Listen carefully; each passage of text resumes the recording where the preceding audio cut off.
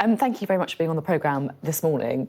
Now, I'll be honest, I really didn't want to start this interview after weeks of the Boris show talking about Partygate. But frankly, with the emergence of the video that has happened overnight, I don't really feel like we've got much choice. Now, Indeed. This is a video that I want to play from December the 14th, 2020, and it shows a Christmas party at CCHQ, Conservative Campaign Headquarters. Let's have a watch.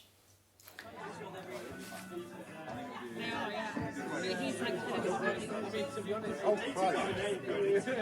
It's not her boyfriend. No. No, it's not. Can we spread that? Yeah. Right, let's make sure that gets the It's for party Instagram Live. As long as we don't scream that we're like Well, I'm pretty sure that the press is going to say.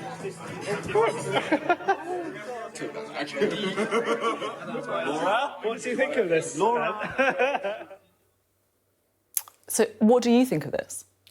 It's terrible. I mean, this was laughing, talking about bending the rules. There's photos of social distancing in the room that are clearly being ignored. Yeah. What's your reaction? Well, I think it's completely out of order. As I understand it, this was an event that was organised by the people who were running the mayoral campaign for Sean Bailey. They had obviously behaved in a way which is unacceptable. I understand that the people who organised this were subsequently investigated and disciplined by Conservative Campaign Headquarters. I don't know if this video is available to the people doing that investigation and who were responsible for that disciplinary procedure, but it was certainly the case that I think a photograph had emerged beforehand showing some of the people at this party posing with a cake and behaving in an unacceptable fashion. So I just want to apologise to everyone, really, who, looking at that image, will think, well, these are people who are flouting the rules that were put in place to protect us all. You said that there was a photo of the event before. The video didn't emerge until now. No fines were issued for this event. Do you think the police should investigate now, looking at the video? Well, it's not for me to say whether or not the police should investigate, but the evidence is out there. As you say, and this is my understanding, this video wasn't publicly available beforehand. There was a photograph. There have been a number of occasions subsequently to events when information has been shared and the police have reviewed again whether or not an investigation should take place, but quite properly. And I know this sounds sort of very bureaucratic and procedural, but you will appreciate, I think people watching will appreciate, that politicians shouldn't tell the police what they should and shouldn't investigate. The police should be able to make that decision and then follow through without politicians providing a commentary on that. You mentioned a photograph. We can have a look at the photograph, I think, that has been available previously. Now, two of the people in this photograph have received honours. Sean Bailey, who is the candidate for London Mayor, left the party before the video was filmed. And also the guy who is lying at the front of that picture wearing the Christmas braces, Ben Mallet, Conservative aide. Should they have been given honours? Well, again, the whole process by which honours are given is one that I think is rightly the subject of debate at the moment. Yes, so what's your opinion on it? Well, I think you have to follow the current rules. You can have a debate about changing the rules, and I think that debate is well worth having. But as long as we have the current rules, they go something like this. A retiring Prime Minister, any retiring Prime Minister, can put forward people for honours. Prime Minister gets that list. Prime Minister shouldn't really interfere with that list. Rishi Sunak did not. He accepted it. Then it goes to the House of Lords Appointments Committee, which is an independent body that decides whether or not someone who's been put forward for a peerage should get it. As I understand it, and I never saw any of these lists, the House of Lords Appointments Committee took some names off. They had their own reasons for doing so, but it was clearly the case that there were some people who were put forward by Boris for peerages whom the House of Lords Appointments Committee deemed not appropriate at this time to be appointed. List goes back. The Prime Minister is operating on the basis that the House of Lords Appointments Committee has satisfied itself that this is a legit list and then passes it on for final approval to the Palace. Thank you for the rundown for how the honours system works. My question was, do you think the two people in this photo should have received honours? Well, again, I think you should follow appropriate procedures here. What do you think? I think That's the question. I think that in the past, we have had at least one occasion where the House of Lords Appointments Committee's procedures were interfered with by a Prime Minister. I'm not asking about procedure. I believe think the people in this photo should have received honours. What do you, Michael Gove, think? I think you should follow the procedures. But what do you think? I think you should follow the procedures. I think it's absolutely important that when you have a process for appointing someone to any public body, including the House of Lords, that you follow the rules. Now, they didn't follow the rules, did they? Well, the rules about how people should be appointed to the House of Lords were followed by the Prime Minister. Now, as I said earlier, you and I can argue that the rules are deficient or need to be changed, but what I won't do is pass commentary on someone else's choice. It's for Boris to defend his choice of peers. On the same day as this party, the 14th of December 2020, Matt Hancock was giving a press conference where he said there had been a 14% rise in COVID cases in a week and 420 daily deaths reported. And I just want to read a tweet that someone sent me last night. This is from a guy called Paul. I mean, to be honest, there's lots of people saying very similar things, but this is Paul. He contacted me last night and he tweeted to say this, 14th of December 2020. I remember this date very well. I wasn't at a party. My daughter underwent major surgery at Great Ormond Street. Only one parent was allowed to stay with her. We followed the rules. It's downright disgusting. They're charlatans, they're liars and imbeciles, the lot of them. What would you say to Paul? Sorry. I can't imagine what it must have been like for Paul on that day. I think if any member of your family is undergoing major surgery, it's undoubtedly traumatic. The fact that this was happening at the height of the pandemic, when the virus was spreading and people were observing significant rules in order to make sure that they protected others, the fact that this party went ahead is indefensible. The people who were there, I'm sure, feel contrite. I certainly hope they do. As I say, there was a previous investigation into this, and we now know more about it.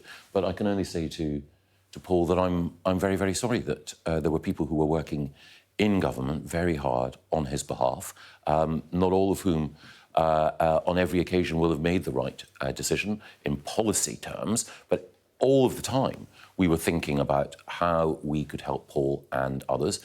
There's a COVID inquiry ongoing at the moment, which will look at the decisions that government made. I think one of the most important things that all of us can do is to look back at the decisions that government made and make sure that we're better prepared if a future pandemic comes along. But for Paul and for others who are grieving, who suffered and who lost relatives or whose own family had to endure these rules, I can only apologise.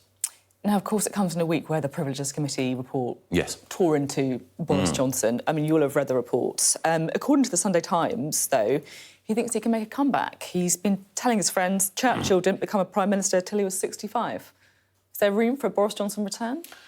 Well, I am not a particularly gifted clairvoyant. I can't really look into the future and predict with accuracy. As you know, Sophie, I once wrote a book called Michael Portillo, The Future of the Right, so I wouldn't set much store by my predictions. So Boris has taken a decision to leave the House of Commons. He's now writing for the Daily Mail and making arguments on a variety of other issues. I wish him well in that endeavour. And I think that the more important thing is for the government to concentrate on the priorities that the public have assigned to us, making sure that we halve inflation, that we reduce our debt, that we grow the economy, and critically importantly, given what we've been talking about, that we cut NHS waiting lists, and of course, that we stop the votes, that we deal with illegal migration. You've got 4 looming by-elections now with the resignation of David Warburton. This is not a great time for you, is it? Are you confident in keeping those by-elections? Yes, I am. And again, each of these by-elections has an individual cause, but I think that in Somerton and Frome and in Selby, in Uxbridge and in Mid-Bedfordshire, I know that we have and will select excellent Conservative candidates. And so I will be working hard in order to stress to people in those constituencies that effective Conservative representation means that on the issues that matter, on tackling inflation, on making sure that we get economic growth, on dealing We've got the list. OK, we're going to talk about some of these but things. It's very important that people know come the election that while there may be 4 by-elections, there are 5 critical priorities on the economy, I want to talk on the about NHS the economy. and on migration. I want to talk about the economy later. Yes. But just before I do, David Warburton has given an interview today where he seems to feel that he is the wrong party. It's not a great look for you, though, is it, to have another MP who is resigning amid claims of sexual impropriety and drug taking? Well, again, I haven't read the interview that Mr Warburton has given to the Mail on Sunday. I understand that he was being investigated, and when I think he was acquainted with the results of that investigation, he felt that he had to resign. When that report is published, all of us can then form a judgment. Right. Now, I could spend another 5 minutes asking you about Boris Johnson, but I really, really don't want to. I want to talk to you about mortgages, right? Of course. More than 800 deals were pulled from the market at the end of May. TSB withdrew all of its 10-year fixed deals. Santander has pulled mortgage deals for new borrowers. NatWest put up its rates by as much as 1.57%. Are you a bit frightened by what's happening? No, I am concerned, of course. And naturally, what's happened as a consequence of the Independent Bank of England having to put up interest rates in order, in its judgment, to deal effectively with inflation. The most important thing, as I mentioned earlier, for our economy is that we bring inflation down. The best tax cut that we can give to anyone is to make sure that the cost of living comes back under control. The Bank of England will make its own decisions, but as a minister who is responsible for housing, I do take a close interest in what's happening in the mortgage market. It only reinforces the importance of doing everything else that we can to help and to support homeowners, and indeed, specifically, to help those in the rental sector as well, who have faced the prospect of increasing rents. That's why we're bringing forward legislation, the private rented sector reform bill, in order to help them. I absolutely agree that renters have faced for many years a very difficult situation. But let's be honest, you know, rising interest rates impacts renters too, because if a landlord sees their mortgages go up, that is precisely then who my ends point. up paying for it, right? That is precisely my point, and that is why the government is legislating. According to the Resolution Foundation, the average household remortgaging next year will see their bills rise by nearly £3,000. I mean, this is an affordability crisis. Do you have a mortgage? I don't have a mortgage at the moment, no. But I quite agree with you that it is a very difficult situation for hundreds of thousands of people, and that is why it's vitally important that the government does everything that it can in order to help people with the cost of living, to make sure, for example, that we deal with energy bills as well. We are intervening in order to ensure that people get support with energy bills. Is there anything that you're going to do specifically for mortgage owners? Well, there are two things there. The first thing is that we need to look at all of the cost of living pressures. The second thing is that when it comes to mortgages, it's the Independent Bank of England's interest rate decisions that will govern that. But we are looking at everything that we can do in order to help homeowners through this difficult period. One of the things that will not help homeowners is the Labour Party policy to borrow £28 billion a year, unfunded borrowing, which will drive up interest rates and drive up the cost of living. Compounding that increase in the cost of living will be the Labour Party's plan to end oil and gas extraction from the North Sea, which will mean that we'll be reliant on Russia for our energy. You know what, though? A lot of people listening to you will think, that is really rich. My mortgages are going up, inflation is going up, the economy is in a really difficult position, and who has been in power for over a decade? It's not Labour. They don't want to listen to lectures from you about what the Labour Party should be doing on their economic policy. I just want to look at UK government yields as well, Sophie, if I may. Important when we're contemplating what an electoral choice is, that people know what the alternatives are. And you are right. And I will talk to Labour about that. No, you are right. I want to focus on the economic record of this government, if I may, and I have a look now at this UK government yields. Well, I think it's important when we're thinking about the economy to recognise that there is a choice. There is, that's correct. This is the cost of effectively government borrowing, right? And you can see that it's now up to the same level as it was during the mini-budget of Liz Truss. And I think, honestly, people will look at this and they'll be a bit confused. They'll say, hang on, I understood why things were bad during the Liz Truss mini-budget, but I thought things were supposed to be getting better. I thought Rishi Sunak was stabilising things. What's going on? Well, interest rates are rising across the globe. So when you think about the economy, we all know that our economy is interconnected with those across the world. Interest rates are rising in the Eurozone, and they're rising in America and elsewhere. And that's because of the long-term shocks that came both as a result of COVID and the war in Ukraine. Now, I'm not saying that that absolves this government or any government of a responsibility for dealing with it. One thing that is clear, though, is that the decisions that were taken by Liz Truss and Kwasi Kwarteng exacerbated the situation. Since Jeremy Hunt has been Chancellor and Rishi has been Prime Minister, then steps have been taken that have given markets greater confidence. So the trend... It is clear to say that borrowing costs are now at the same level as at that. But they were rising anyway. So what we've done is we've ensured that we did not make the situation worse. Indeed, we made the situation better against a very strong headwind, which is hitting economies across the world. Now, it is no comfort to people. But core inflation in the UK higher than anywhere else in the G7. 2% more expensive to borrow money for the UK government than the German government, which is the one that you guys talk about all the time. There are clearly issues that are disproportionately affecting the UK economy, and do you not take responsibility for that? Well, of course I take responsibility for what's happening in the UK economy, but it's also the case, since you mentioned Germany, that Germany and the Eurozone are in recession at the moment, and we are not. So, again, But you've said that it's a price worth paying for getting inflation ground, so it sounds like we're gearing up for one, doesn't it? You can look at individual statistics in any individual area as part of what is, I absolutely acknowledge, a very difficult economic picture. But if you want to say that Britain is facing a difficulty here, I think there is an obligation on all of us to say, yes, that's true, but it is also the case that Britain is doing better in these other areas. Britain is doing better in attracting tech investment in particular, which is why I think one of the most important stories and developments today is on page 2 of the Sunday Times, where the Prime Minister has appointed Ian Hogarth to lead an artificial intelligence task force to make sure that Britain is and remains the key destination for AI investment, particularly when it comes to artificial intelligence safety. So if we look at the broader economic picture, yes, there are difficulties, but there are also areas of strength that Britain has which will help us to weather the storm. OK, now, you're launching what you describe as a crackdown on public bodies pursuing anti-Israeli foreign policy. Yes. What's the idea? Well, there are two things here. The first thing is that Britain's foreign policy is more effective when we speak with one voice, and there have been some bodies, including local authorities, that have attempted to subvert or to run their own foreign policy. The second thing is that in many cases, these local authorities have been doing so specifically in a way which has increased anti-Semitic tensions. There is something called the BDS campaign, which is a campaign that uniquely holds out Israel for criticism.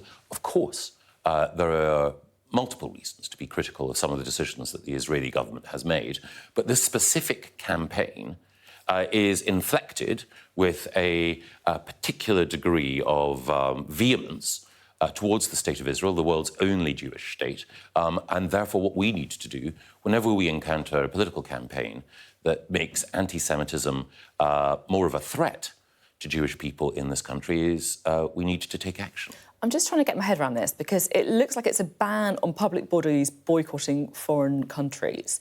So does this mean that councils won't be able to unilaterally boycott countries who don't share our values, like Russia, for example? No, it means that what they can't do is they can't take a different position on foreign policy from that of the UK government. So you trust the central government, but you don't trust local government to make these decisions? UK foreign policy is something that the UK government, whether it's Conservative, Labour or coalition, should determine. And quite rightly, it's central government that takes these important decisions on foreign policy, in the same way as it's local government that decides how planning decisions should be made, that decides how critical adult care and children's care services are delivered. So there is a division of responsibility, and it's our Foreign Secretary and our Prime Minister who set our foreign policy. And I may say, since you mentioned Russia, that our Prime Minister, our Foreign Secretary, I think have taken a position towards Russia and Ukraine, which has been influencing other countries consistently for good for years now. OK, now, one last thing I want to get your view on, because there's been lots of speculation about what your view is on this, so I want to try and work it out. Now, it is buy one, get one free deals. So the government is delaying a ban on buy one, get one free deals on unhealthy food till 2025. What's your view on that? Well, my view is that we do need to take action to tackle obesity. This was one measure. Because of the cost of living challenges which we've been discussing, we're reviewing whether or not this is the best measure. But if we do move away from this, then I think it is important, and I know that this is something that we're discussing at the heart of government, to take other steps in order to deal with obesity. One of the big problems, one of the big challenges that our NHS faces is the demand for services. If we can tackle obesity, that contributes to tackling diabetes, heart disease and a number of other factors. So is it true that you're looking at, for example, takeaway locations and stuff like that? Is that right? Well, again, this helps me, actually, to clear up something which was a mild misreporting last week. It was the case that it was reported that I personally had intervened to take a decision to stop a pizza restaurant opening in Tyneside. I did not. The local authority in Tyneside had a policy there about the location of takeaways, and this is just an example of local government taking a different decision from central government, just exactly what we've been talking about.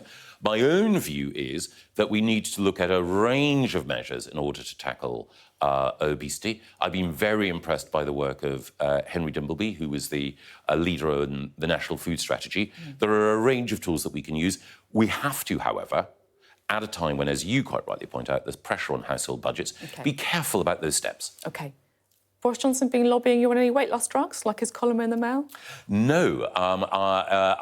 When it comes to weight loss, or indeed anything else, I think the most important thing is to follow the advice of the experts. OK, there you go. Thank you very much indeed, Michael Gove, on the programme this morning. Michael Gove, now a fan of experts. Who would have thought it?